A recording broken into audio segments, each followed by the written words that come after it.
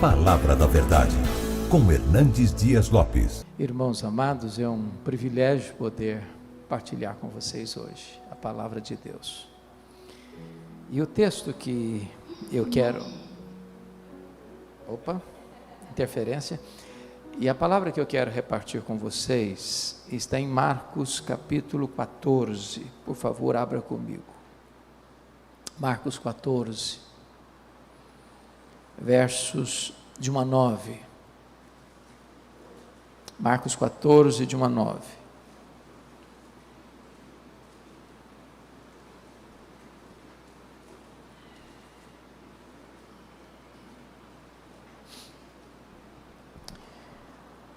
Dali a 2 dias, era a Páscoa e a festa dos pães asmos.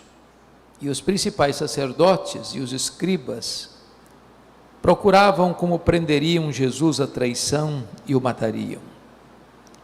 Pois diziam, não durante a festa, para que não haja tumulto entre o povo. Estando Jesus em Betânia, reclinado à mesa, em casa de Simão, o leproso, veio uma mulher trazendo um vaso de alabastro com preciosíssimo perfume de nardo puro. E quebrando o alabastro, derramou o bálsamo sobre a cabeça de Jesus. Indignaram-se alguns entre si e diziam, para que esse desperdício de bálsamo? Porque este perfume poderia ser vendido por mais de 300 denários e dar-se aos pobres. E murmuravam contra ela. Mas Jesus disse, deixai-a, por que a molestais? Ela praticou boa ação para comigo. Porque os pobres sempre os tendes convosco, e quando quiserdes, podeis fazer-lhes bem, mas a mim nem sempre me tendes. Ela fez o que pôde, antecipou-se a ungir-me para a sepultura. Em verdade vos digo, onde for pregado em todo o mundo o Evangelho, será também contado o que ela fez, para a memória sua. Amém. Irmãos, o contexto desta passagem está meridianamente claro. O texto diz que 2 dias antes da Páscoa. 2 dias antes da Páscoa. O que estava acontecendo nessa época? Vocês sabem que a Páscoa é a maior festa dos judeus. Haviam 3 festas anuais: os tabernáculos, o Pentecostes e a Páscoa. Destas 3, a maior delas era a Páscoa. Esta festa era tão grande que a população de Jerusalém, como acontece em Guarapari, no período de verão, a população quintuplicava. Nessa festa, para vocês terem uma ideia, o aparato político, militar, se transferia de Cesareia, o palácio do governador Pilatos não ficava em Jerusalém, ficava em Cesareia. Todo o aparato militar de Roma ficava em Cesareia. Mas na Páscoa, tudo isso se movia para Jerusalém. Até mesmo Herodes, o tetrarca da Galileia, mudava sua residência oficial para Jerusalém, porque toda a população do país e os estrangeiros vinham para esta festa. Pois 2 dias antes desta festa, os principais sacerdotes, membros do Sinédrio, mancomunaram, orquestraram a prisão de Jesus à traição. E a intenção deles era matar Jesus depois da festa, quando o povo tivesse ido embora, sem os holofotes do povo, da multidão em Jerusalém. Mas é muito curioso que Mateus, registrando este mesmo episódio, no capítulo 26, diz que 2 dias antes da Páscoa, foi Jesus quem disse para os seus discípulos que ele estava para ser entregue. Em outras palavras, quando os homens pensam que eles estão no controle, com as rédeas da história nas mãos, eles estão apenas cumprindo um propósito maior e eterno de Deus. Quem está no controle da história é Deus, e quem dirige a história é Deus, e mesmo que os homens conspirem, eles só podem fazer uma coisa, é cumprir os planos de Deus que não podem ser frustrados. Porém, enquanto aqui em Jerusalém, a capital mundial da religião, trama a prisão de Jesus, orquestra e conspira contra Jesus, ali bem próximo, pouco mais de 10 quilômetros, na aldeia de Betânia, uma família prepara uma festa para Jesus. E eu acho isso muito curioso, porque Jesus desperta ainda hoje sentimentos tão diversos, amado por uns, odiado por outros, adorado por uns, repudiado e rechaçado e odiado por outros. Esta festa que foi dada a ele em Betânia, diz a Bíblia que foi na casa de um homem chamado Simão.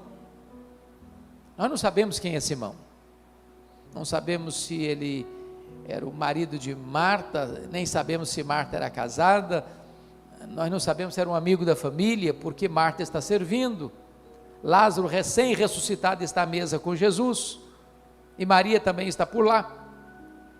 Mas é curioso que os evangelhos adjetivam este homem, dizendo que o jantar aconteceu na casa de Simão, o leproso.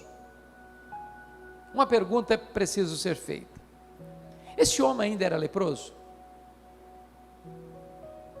E a resposta óbvia é claro que não. Mas por que você sabe que não? Porque se ele fosse leproso, ele não podia ficar em casa, muito menos receber alguém em casa.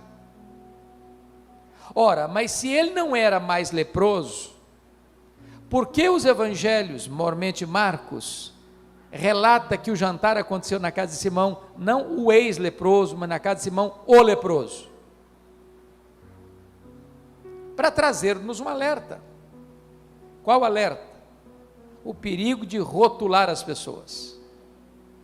Rótulos ficam, mesmo quando eles não são necessários mais.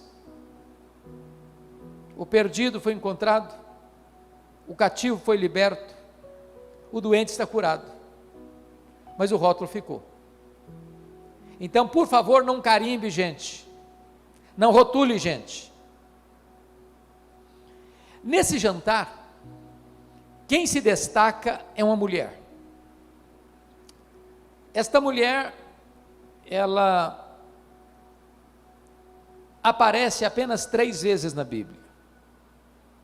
Aqui nesse episódio, que é relatado pelos 4 evangelistas, Mateus 26, Lucas 22, Marcos 14 e João 12, em Mateus essa mulher é incógnita, em Marcos também o nome dela não é mencionado, em Lucas também nós não sabemos quem ela é, mas em João capítulo 12, essa mulher tem nome, é Maria, irmã de Marta e de Lázaro. Maria tem uma das mais belas biografias da Bíblia, porque ela só aparece 3 vezes nos evangelhos, e nas 3 vezes que ela aparece nos evangelhos, ela está aos pés de Jesus.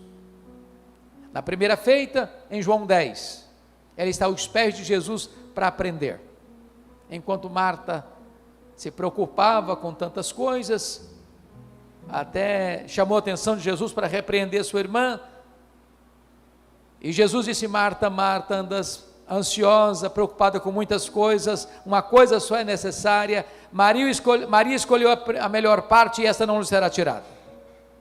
A melhor academia do mundo é assentar-nos aos pés de Jesus, para aprender. A segunda vez que Maria aparece nos evangelhos, é em João capítulo 11, e ela aparece para chorar aos pés de Jesus. Seu irmão Lázaro estava morto e sepultado, e não há melhor lugar do mundo para você expor a sua dor e encontrar uma fonte de consolo do que aos pés de Jesus. Mas, em último lugar, em terceiro e último lugar, Esta mulher aparece novamente na Bíblia, nesse texto, e nos seus correlatos, Mateus 26, Lucas 22 e João 12, e mais uma vez ela está aos pés de Jesus, agora para agradecer. A pergunta é: agradecer o quê? E a resposta é: agradecer o maior milagre público de Jesus, a ressurreição do seu irmão.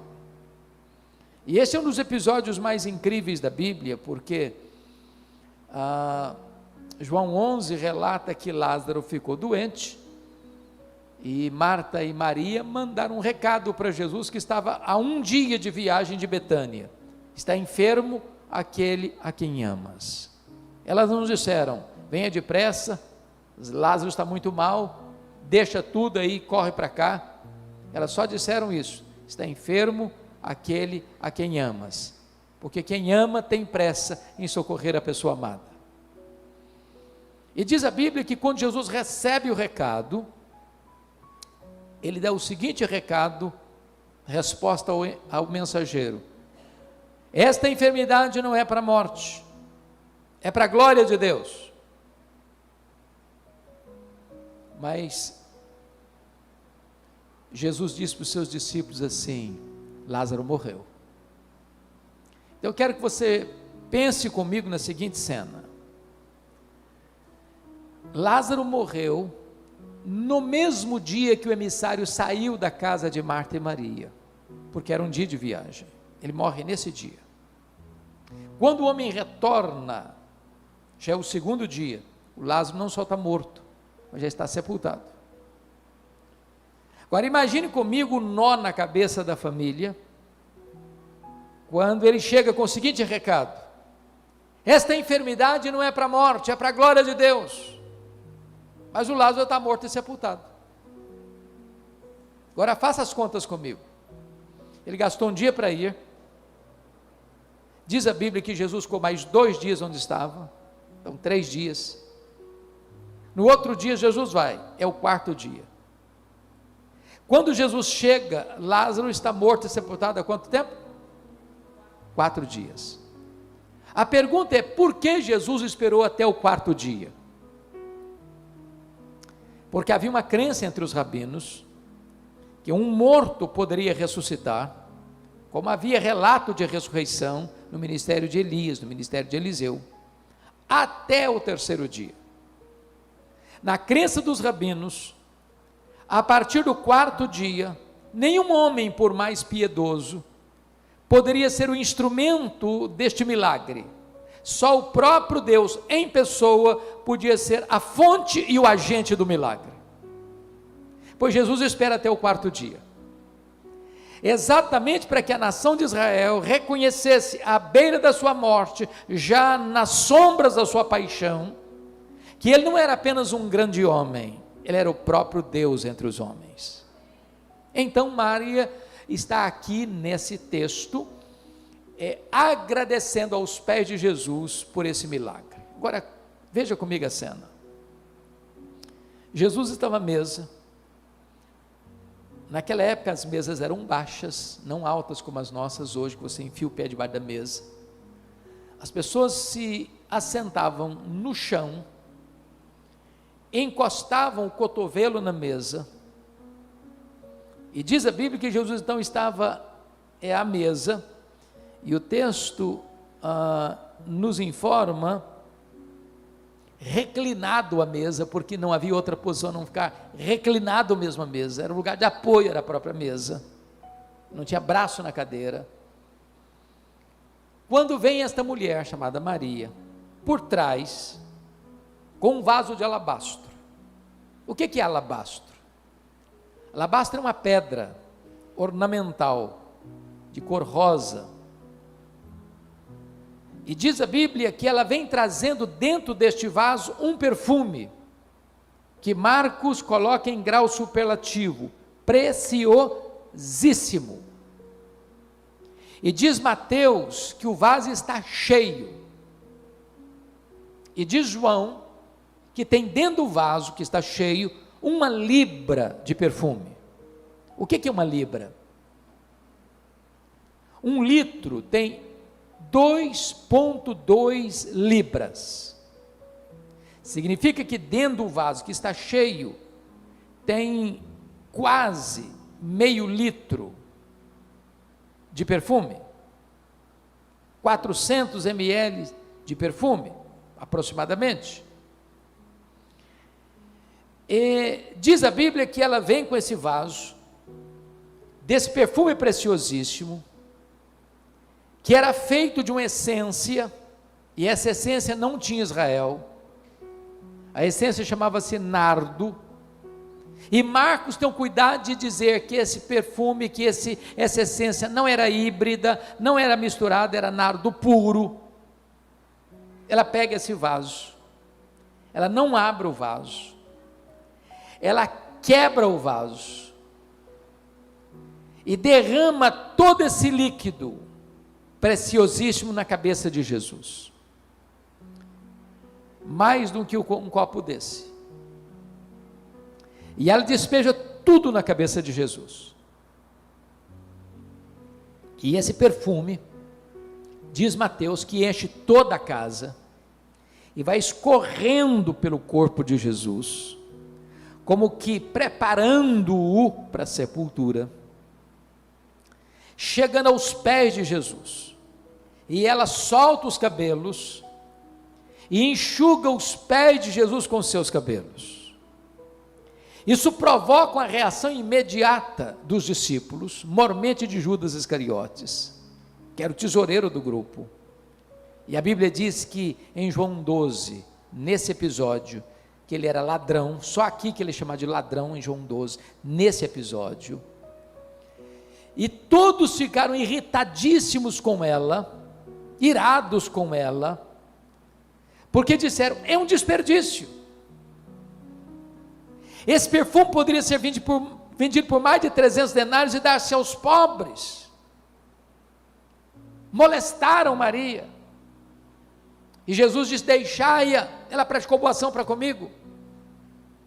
Os pobres sempre os tendes convosco, mas a mim nem sempre me tendes. Ela fez o que pôde.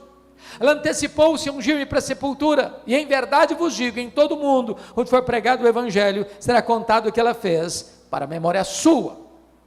Bom, com base neste episódio, eu convido vocês a extraírem desse texto comigo 8 lições que Maria nos ensina. Primeira lição, confira comigo aí o versículo 8, está escrito assim, ela fez o que pôde. Você pode repetir essa frase comigo? Ela fez o que pôde. Sempre que eu leio isso, eu pergunto a mim mesmo, meu Deus, será que eu estou fazendo para Jesus tudo o que eu posso? Porque às vezes nós fazemos, mas fazemos relaxadamente. Às vezes nós fazemos, mas não fazemos tudo o que podemos. Às vezes nós fazemos, mas não fazemos de todo o coração. Às vezes nós fazemos, mas não fazemos com a motivação certa. Maria fez o que pôde.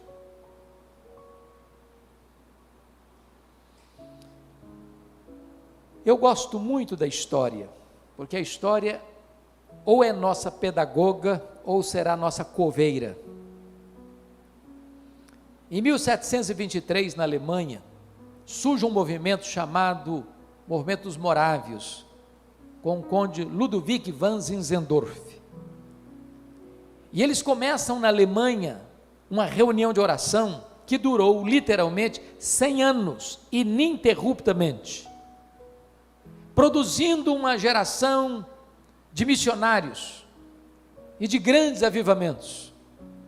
Para vocês terem uma ideia, os moravianos eram muito pobres, numa época de muita carência financeira, e cada 18 moravianos na Alemanha sustentavam um missionário fora da Alemanha, cada 18. Havia momentos em que eles eram tão pobres, não tendo dinheiro para mandar para a obra missionária, eles se vendiam como escravos, para comprar a passagem de ida para os povos mais longínquos do mundo, para gastar o resto dos seus dias lá como missionários. Quando eu escuto testemunhos assim, eu pergunto a mim: meu Deus, e eu estou fazendo o que eu posso? Pois Maria fez o que pôde. Segundo princípio, segunda lição que Maria nos ensina, veja comigo o versículo 3. Ela fez o seu melhor. Vamos entender melhor o que está acontecendo aqui. Esse vaso de alabastro, onde ela tem esse perfume preciosíssimo, feito de nardo puro, não se comprava esse perfume numa loja de perfumaria. Essa essência não se produzia em Israel. Essa essência só era encontrada na época na cordilheira do Himalaia, de um arbusto seco, moído e transportado em lombos de camelos.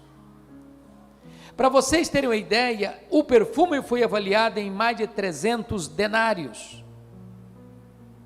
Naquela época, o salário de um trabalhador era 1 denário por dia. Para alguém juntar 300 denários, significava que ele tinha que trabalhar mais de 1 ano. Agora, pense comigo nisso. Se tem dentro daquele vaso um pouco mais de 300 ml, eu estou dizendo que cada grama deste perfume valia um dia de serviço. Era como se você trabalhasse o dia inteiro para no final do dia comprar uma gota desse perfume.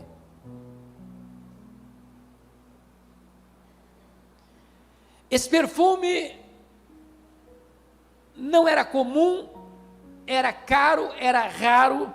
E eu pergunto a você, quando você compra, e às vezes você compra, e eu também, um perfume bom, como é que você usa um bom perfume?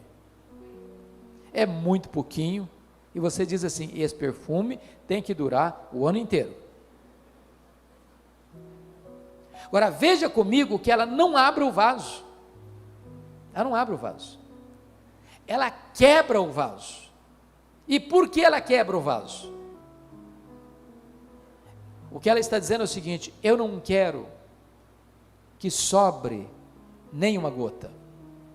Tudo que eu tenho, e o melhor que eu tenho, eu quero colocar a serviço de Jesus. Ela não só fez o que pôde, ela fez o seu melhor.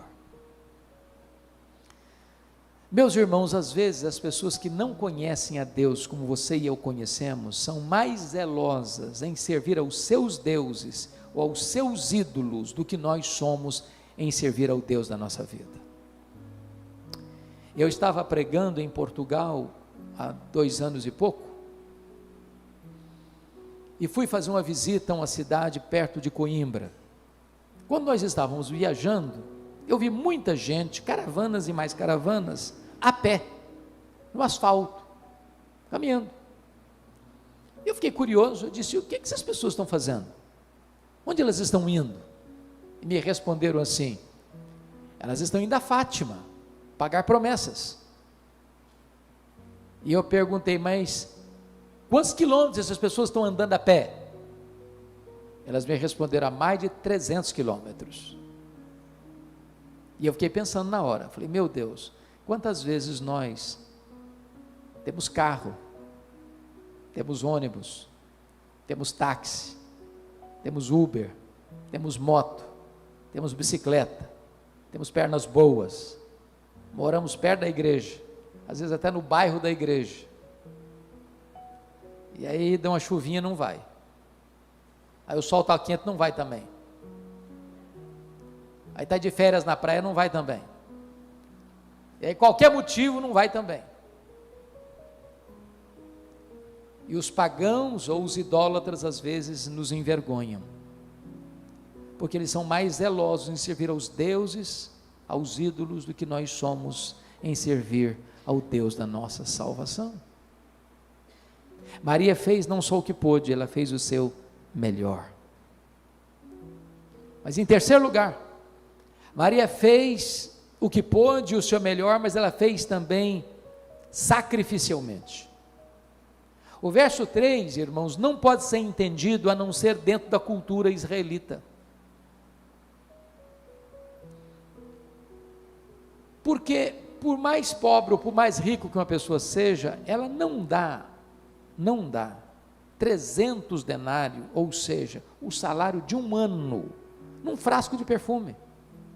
Ninguém faz isso. Como disse a vocês, esse perfume não era comprado de uma vezada só, numa loja de perfumaria, está lá bonito aquele frasco, aquele vaso de alabastro. Não. Esse perfume era comprado gota a gota, grama a grama, ia sendo acondicionado nesse vaso de pedra, pela menina, no momento em que ela se tornava moça. A partir desse momento, ela já ia comprando com as suas parcas, pequenas economias, esse perfume para o dia mais esperado e mais sonhado da sua vida, o dia das suas núpcias. Agora Maria pega aquilo que era mais caro para ela, mais importante para ela, comprado para a finalidade mais nobre da vida dela, e ela coloca tudo isso a serviço de Jesus. Ela deu o seu melhor e deu de forma sacrificial. Me permitam uma pergunta: o que é que você tem feito para Jesus que pode receber hoje o selo de sacrificial?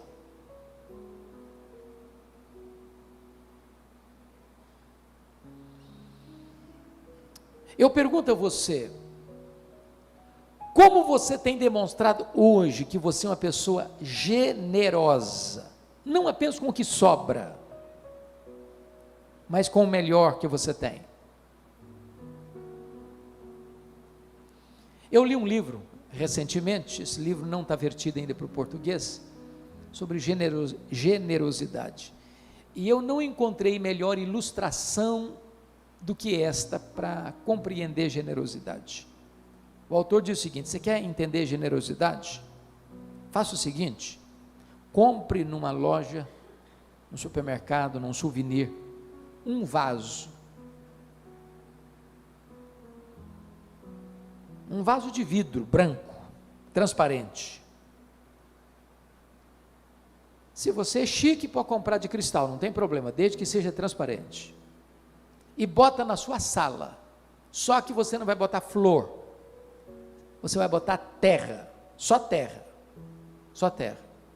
para você passar todo dia olhar para esse vaso, cheio de terra, para lembrar você duas coisas: primeiro, de onde você veio; segundo, para onde você vai. Você veio do pó, ou você vai voltar para o pó? Do pó que você veio, quanto você trouxe? Nada. Para o pó aonde você vai, quanto você vai levar? Também nada. Então você não é dono de nada. Você só é administrador do dono. Mas quem é o dono? O dono é generoso. E quem é você? Você é administrador do dono generoso. E o que a Bíblia requer dos mordomos do dono é que eles sejam encontrados fiéis. E como é que você pode ser generoso com os bens do dono generoso? É sendo generoso com o que é do dono. Sabe por que você e eu temos dificuldade de sermos generosos? É porque nós temos a síndrome de dono. Se eu acho que é meu, é meu. Mas quando eu entendo que o que está nas minhas mãos está emprestado para mim pelo dono que é generoso, e que eu preciso ser generoso com o que é do dono, eu perco completamente a dificuldade de ser generoso. Me permita ilustrar de novo. Há uns 4 anos eu estava pregando na Paraíba, em João Pessoa, e o pastor Sérgio da Juvep me contou a história, que é muito conhecida, mas eu nunca tinha escutado essa conversa, essa história completa. Aconteceu numa cidade do interior da Paraíba, numa igreja batista missionária. E o pastor da igreja batista missionária desta pequena cidade do interior tinha um programa no rádio, que alcançava 40 mil pessoas no entorno. E a igreja passando uma crise muito grande, a seca muito grande, os dízimos, as ofertas caíram, e ele não conseguiu manter fielmente o pagamento da rádio. E então ele recebe um ultimato da rádio dizendo o seguinte: ou o senhor paga até a próxima semana, ou nós tiraremos o programa do ar. Então o pastor chega na igreja no domingo à noite e faz um apelo para os irmãos, para que se levantasse uma oferta sacrificial, para que o programa não saísse do ar. Estava na igreja um casal de meeiros. Eu não sei quantos de vocês entendem essa palavra meeiro. Alguém não entende? Pode levantar a mão, se alguém não sabe o que significa essa palavra. Ok. A palavra meeiro é aquele cidadão que trabalha no sítio ou na fazenda de alguém, e tudo que ele planta e colhe, ele racha no meio com o dono da propriedade. Ele só tem a metade. Ele trabalhou, cultivou, plantou, colheu, metade fica com ele, outra metade vai para o dono da terra. Então estava lá um casal de meeiros, o senhor Tota e a dona Lourdes, morava a 6 quilômetros da igreja, da cidade, iam a pé. Quando estão voltando, a Lourdes disse o seguinte para o Tota: ô Tota, você viu o apelo do pastor, né? Eu vi, nós temos que ajudar. Falei: mas Lourdes, não tem dinheiro lá em casa? Tem nada lá em casa, vamos ajudar como? Vamos dar o quê? Tem nada. Não, mas vamos ter que ajudar. Mas Lourdes, lá em casa não tem dinheiro, lá em casa não tem nada, minha filha, mas nós vamos ter que ajudar. E foram temando estrada fora, conversando estrada fora. Quando estava quase chegando em casa, a Lourdes disse assim para o marido dela: ô Tota, nós não temos dinheiro, mas nós temos um terreiro cheio de galinha, e tem um galo que é o melhor que nós temos, então nós vamos dar o galo. Tá bom, Lourdes, você quer? Vamos fazer isso então. Aí na segunda-feira cedinho, a dona Lourdes botou o galo debaixo do braço, 6 quilômetros a pé para a cidade, bateu na casa do pastor, falou: pastor, eu vim trazer minha oferta sacrificial para que o programa não saia do ar. O pastor recebeu o galo, deu um sorriso amarelo, agradeceu. Na hora que fechou a porta, ele pensou: meu Deus, o que eu vou fazer com esse galo? Aí pensou fazer uma rifa. Falei: rifa não combina com crente. Pensou isso, pensou aquilo outro, nada dava jeito. Aí pensou o seguinte: vou botar na internet que uma mulher dê um galo de maneira sacrificial. Botou na internet. Domingo de manhã, pastor Jeremias Pereira, da 8ª de Belo Horizonte, abre a caixa de e-mail dele, está lá a história da mulher do galo. Foi tocado por Deus, chegou na igreja domingo de manhã, e desafiou a igreja a levantar uma oferta especial. Levantaram a oferta que correspondeu ao valor de 2 anos do programa. Aí ligou para o pastor, falou: pastor, fica tranquilo que o programa está garantido por 2 anos. O próprio pastor Jeremias está pregando lá em Toronto, no Canadá, a igreja do pastor Stanley Tavares, e contou a história da mulher do galo. Levanta um irmão e diz: eu quero saber se a dona Maria está precisando de alguma coisa, se a dona Lourdes está precisando de alguma coisa. O sonho dela é ter uma geladeira. Tem energia, mas não tem geladeira para tomar água gelada, fazer um chup-chup no calor escaldante do sertão. Um fogão que ela possa trabalhar com mais agilidade. Falei: então estou mandando dinheiro para comprar uma geladeira, para comprar fogão, que ela precisar. Está pregando uma igreja em Nova York. Alguém levanta e diz assim: bom, mas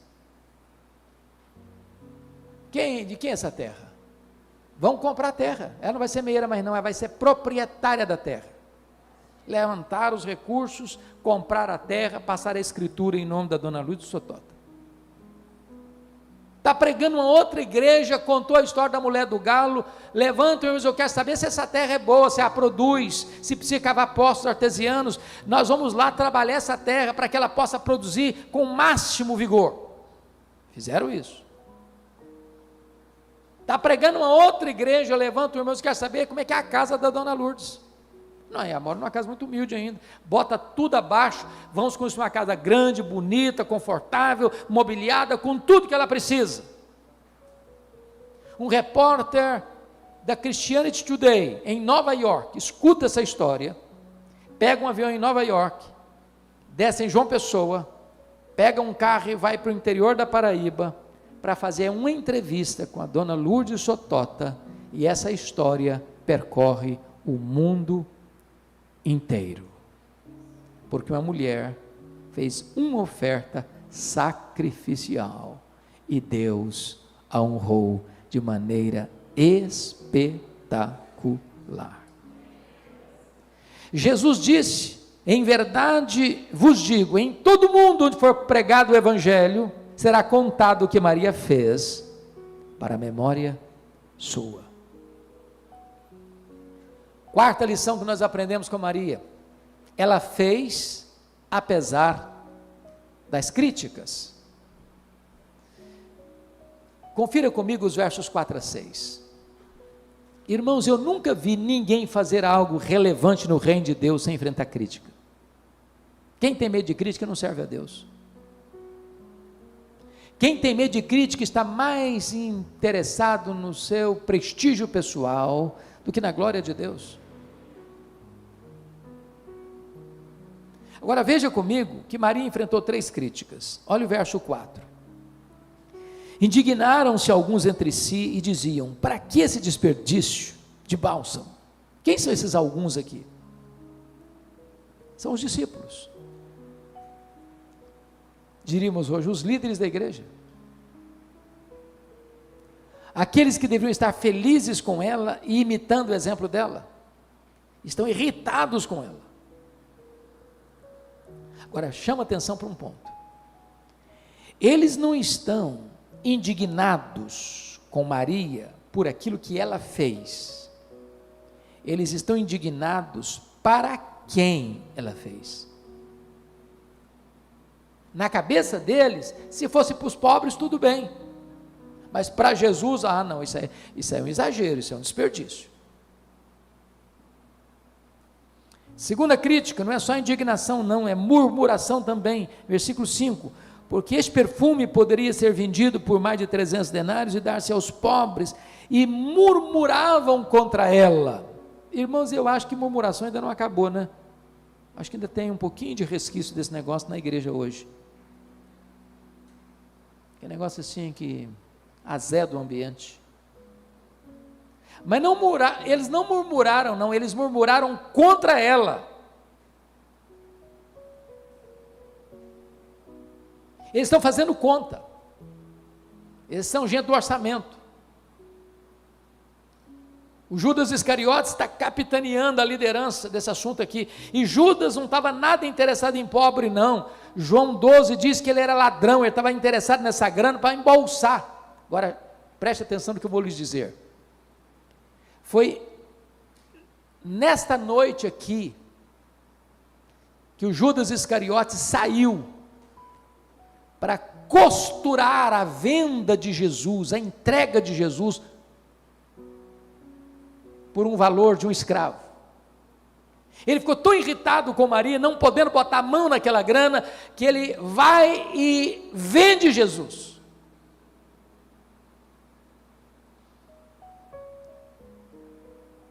Mas em terceiro lugar, ela não só enfrentou indignação e murmuração, mas no versículo 6, ela enfrenta molestação. Mas Jesus disse: deixai-a, porque a molestais. Ela praticou boa ação para comigo. Molestação é crime hoje. É crime. Se Jesus não saísse em defesa de Maria, eles teriam acabado com ela. Então, aplicação. Você está fazendo a obra de Deus? Alguém está criticando você? Continue fazendo a obra de Deus. Alguém está irado com você? Continue fazendo a obra de Deus. Alguém está murmurando contra você? Continue fazendo a obra de Deus. Alguém está molestando você? Continue fazendo a obra de Deus. Porque tem crente cristal, gente, tem crente porcelana, tem crente que qualquer coisinha se melindra, qualquer coisinha, não, também não faço mais nada, não, também saio da igreja, também, já que não estamos criticando, também eu não faço mais nada. Gente, em nome de Jesus, você não está servindo a homens, você está servindo a Cristo. Quinta lição que Maria nos ensina. Ela fez só para agradar a Jesus. Em João 12, só João 12 relata isso, Maria enxuga os pés de Jesus com seus cabelos. O que significa isso para a cultura brasileira?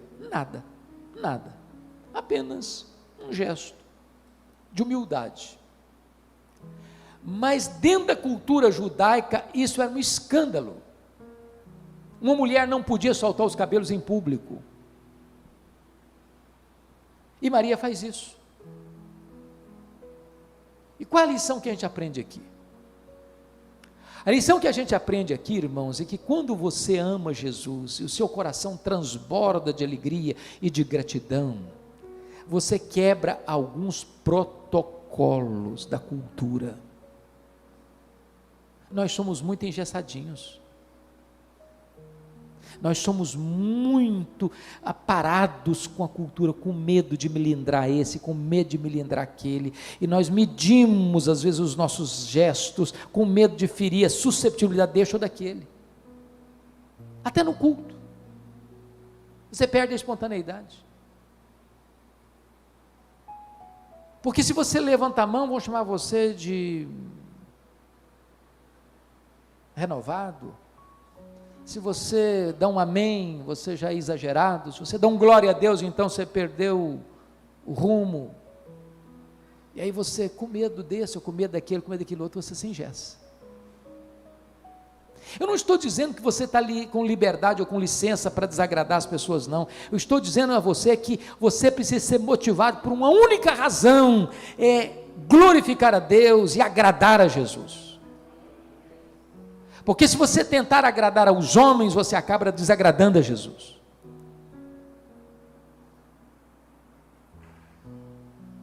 Mas há uma sexta lição no texto. Maria fez o que pôde, Maria fez o seu melhor, Maria fez sacrificialmente, Maria fez apesar das críticas, Maria fez só para agradar a Jesus, mas Maria fez também a pessoa certa. Olha comigo o versículo 6 e 7. Ela praticou boa ação para comigo, porque os pobres sempre os tendes convosco, e quando quiserdes podeis fazer-lhes bem, mas a mim nem sempre me tendes. Vamos entender isso aqui, irmãos. Será que Jesus está dizendo que os pobres não são importantes, ou que os pobres não têm prioridade, ou que os pobres podem ser deixados para depois? Não, não é isso que Jesus está ensinando. Vamos entender isso. Uma teologia surgiu na América Latina, falsa teologia, chamada teologia da libertação, que não é nem teologia, nem libertação, e os teólogos da libertação, na verdade, são teologastros liberticidas,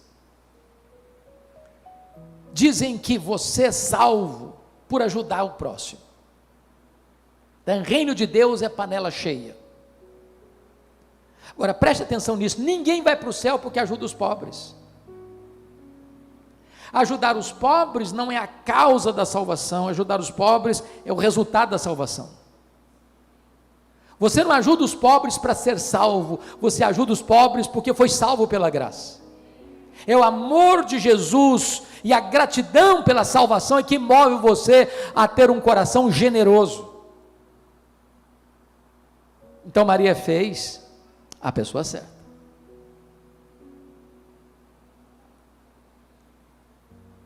Mas a penúltima, a sétima lição que eu aprendo com Maria, é que Maria fez no tempo certo. Olha comigo o versículo 8, a parte B. Ela antecipou-se a ungir-me para a sepultura. Irmãos, nós precisamos entender melhor isso aqui. Então, por favor, me acompanhe no meu raciocínio. Gostaria muito que vocês um dia lessem o Evangelho de Lucas, numa sentada só. Há coisas na vida, irmãos, que não dá para fazer em doses homeopáticas e entender plenamente. Por exemplo, eu só fui compreender melhor o livro de Jó no dia que eu li o livro numa sentada só. Eu só pude entender o valor que Lucas dá às mulheres e ao ministério das mulheres e a relevância das mulheres no reino de Deus quando eu li o evangelho numa sentada só. Se você ler Lucas, você vai ver que quem bancou, quem financiou o ministério de Jesus financeiramente foram as mulheres. E lá em Lucas 8 diz que Maria Madalena, Susana, Joana e muitas outras, nas andanças de Jesus, no ministério itinerante de Jesus pelas cidades da Galileia, e haviam 204 cidades pequenas na Galileia, era a região mais povoada. Essas mulheres iam financiando financeiramente o ministério de Jesus. Agora, faça a conta comigo, por favor, agora. Tinha 3 mulheres citadas pelo nome. Quem eram elas? Maria Madalena, Susana, Joana e muitas outras. Quantas são muitas outras? Eu não sei, mas vamos imaginar que muitas outras seriam 20 mulheres, então seriam 23 mulheres, mas Jesus e os seus 12 apóstolos, então são 13 pessoas, então você está falando aí de um grupo de mais de, em torno aí de 40 pessoas, imagina, supondo 40 pessoas, preste atenção, não tinha pensão, não tinha hotel, não tinha pousada,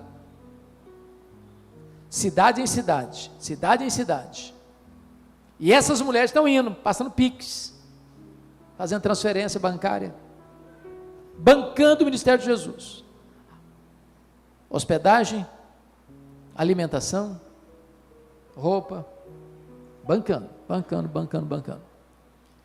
Essas mulheres, junto com os discípulos, recebem de Jesus a seguinte informação: ele ia subir para Jerusalém, suportar muitas coisas nas mãos dos escribas e fariseus, dos principais sacerdotes e escribas, e seria crucificado para ressuscitar o terceiro dia. Essas mulheres com Jesus, vou subir, elas sobem com ele.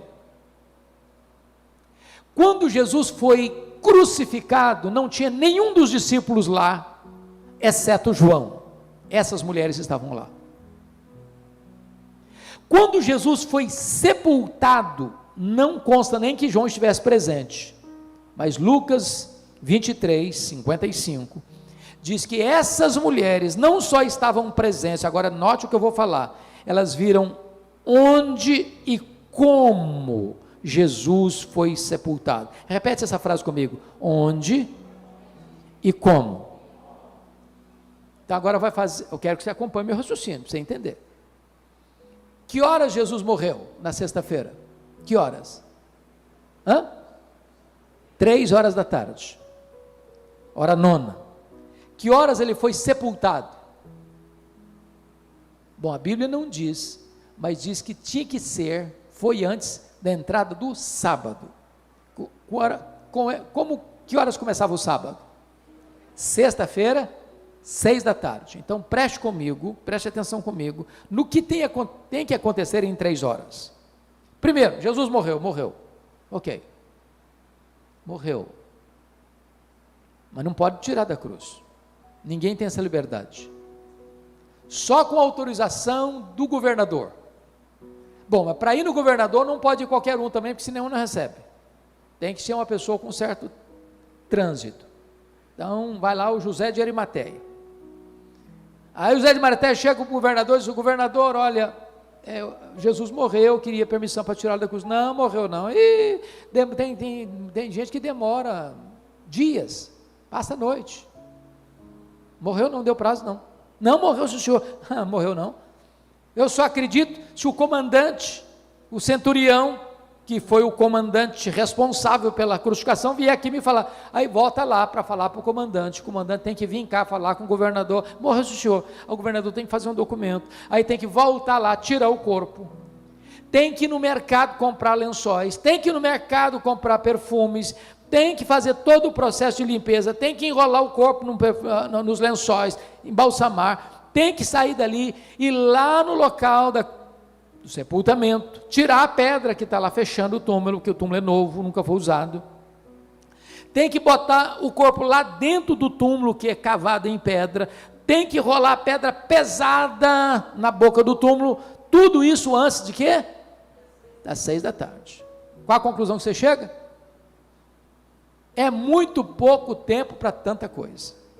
Agora preste atenção no que eu vou lhe dizer, Lucas 23, 55, as mulheres viram onde e como. Mulher não gosta de nada mal feito. Elas olharam e pensaram assim, está mal feito esse serviço. Quando passar o sábado, nós vamos no mercado, vamos comprar perfumes e vamos fazer esse serviço direito. Quando elas estão voltando, já na madrugada de domingo, o sábado terminou, né? Às 6 horas da tarde do sábado. Quem vai abrir o túmulo? Chega lá, a porta está aberta. Elas entram, o túmulo está vazio. Elas saem, um anjo pergunta para elas: o que vocês vieram fazer aqui? Procurar entre os mortos aquele que está vivo. Ele não está mais aqui não, ele ressuscitou. Agora preste atenção. O anjo diz o seguinte: o que vocês vieram fazer, em outras palavras, ele não precisa mais. Ele não precisa mais disso. Vocês fizeram muito por ele, mas uma coisa vocês não fizeram. Vocês não anteciparam a preparar o corpo dele para a sepultura. A única pessoa que pensou nisso, que investiu nisso, consciente deliberadamente, foi Maria. Só Maria fez no tempo certo. Há coisas na vida que ou você faz agora, ou você nunca mais vai ter chance de fazer. As oportunidades passam. Me permita ilustrar isso de duas maneiras. Uma coisa me choca na cultura brasileira, e o que me choca na cultura brasileira, dentre outras coisas, são os nossos funerais. Irmãos, eu nunca vi ninguém receber mais elogio do que defunto. Defunto. É uma rasgação de seda na beira do caixão que não tem mais fim. A pergunta que às vezes faço é essa: será que aquela pessoa escutou alguns daqueles elogios? Porque depois que morre, não escuta mais nada. Eu conheço crente que diz: não, pastor, mas a gente não pode elogiar não, isso leva a pessoa a ficar vaidosa, soberba. Não, o que a Bíblia proíbe é a hipocrisia. O elogio sincero, na hora certa, com a dosagem certa, com a motivação certa, é uma bênção. A Bíblia está cheia de elogios. Então, se você quer honrar alguém, se você quer elogiar alguém, se você quer abençoar alguém, se você quer falar uma palavra para alguém, para botá-lo para cima, para animá-lo, faça isso enquanto ele está vivo. Depois que morrer, não adianta mais não. Sabe a segunda coisa que me deixa curioso nos nossos funerais? É que mortos recebem mais flores do que os vivos. Dá para entender isso? Eu fui num funeral certa feita e contei 82 coroas de flores. Tiveram que contratar um caminhão só para levar as flores. E eu fiquei do lado olhando, fiquei pensando: meu Deus, o coitado do defunto não consegue cheirar um botão de rosa a mais. Para que tanta flor para ele? Sabe por que os mortos recebem mais flores do que os vivos? É porque a voz do remorso é mais forte do que a voz da gratidão. Você tem que mandar flor para alguém, manda em vida. Não espera morrer não. Maria fez no tempo certo.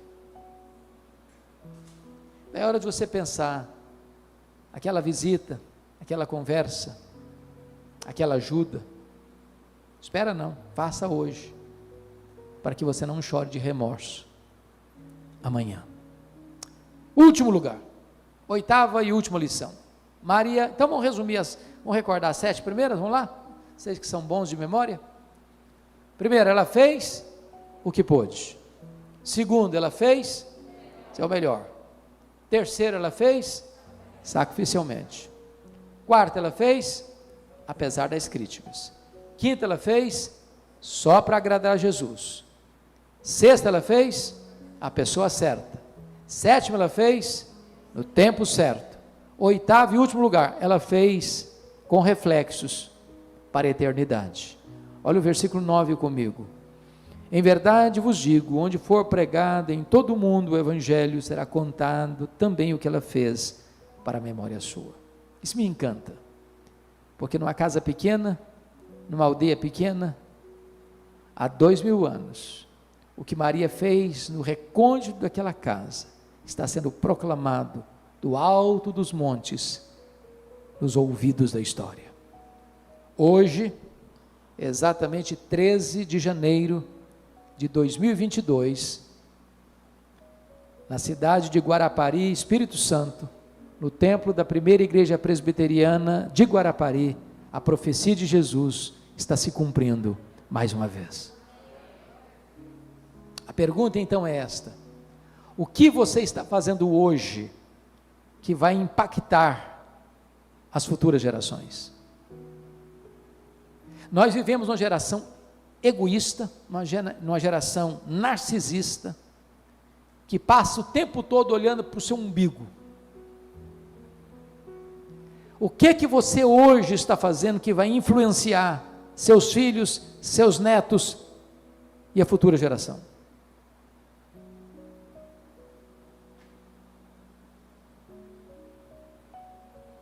Pense nisso.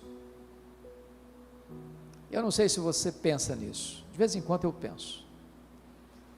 Qual será a frase que vai estar escrita numa placa de mármore branca, se Jesus não voltar antes,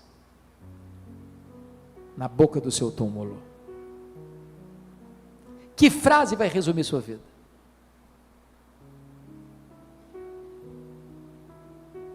Ou pensa em outra coisa: se Jesus não voltar antes, 50 anos depois que você morrer, que influência você vai ter na história?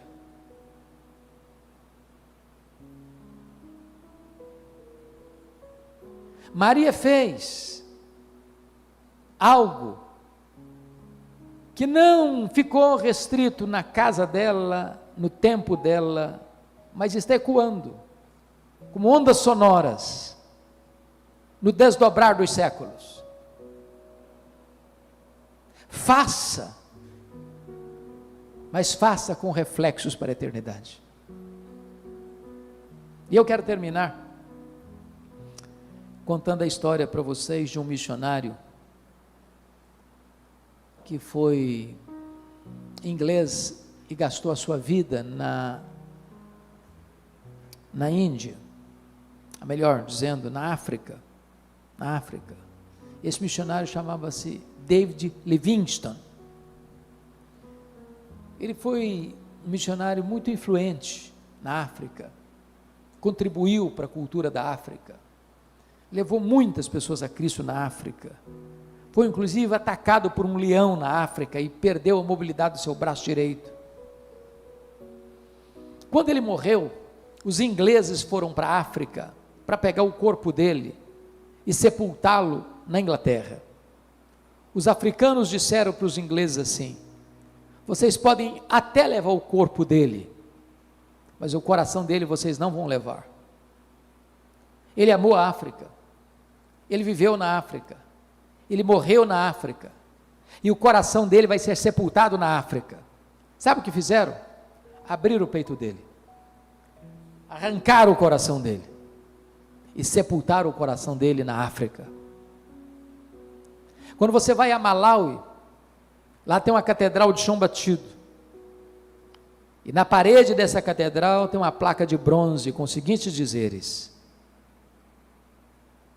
para a glória de Deus e em memória de David Livingstone. Levaram o corpo dele para a Inglaterra, sepultaram-no na abadia de Westminster, onde estão sepultados os reis e os nobres da Inglaterra. O túmulo mais visitado na abadia de Westminster não é dos reis nem dos príncipes, mas de David Livingstone.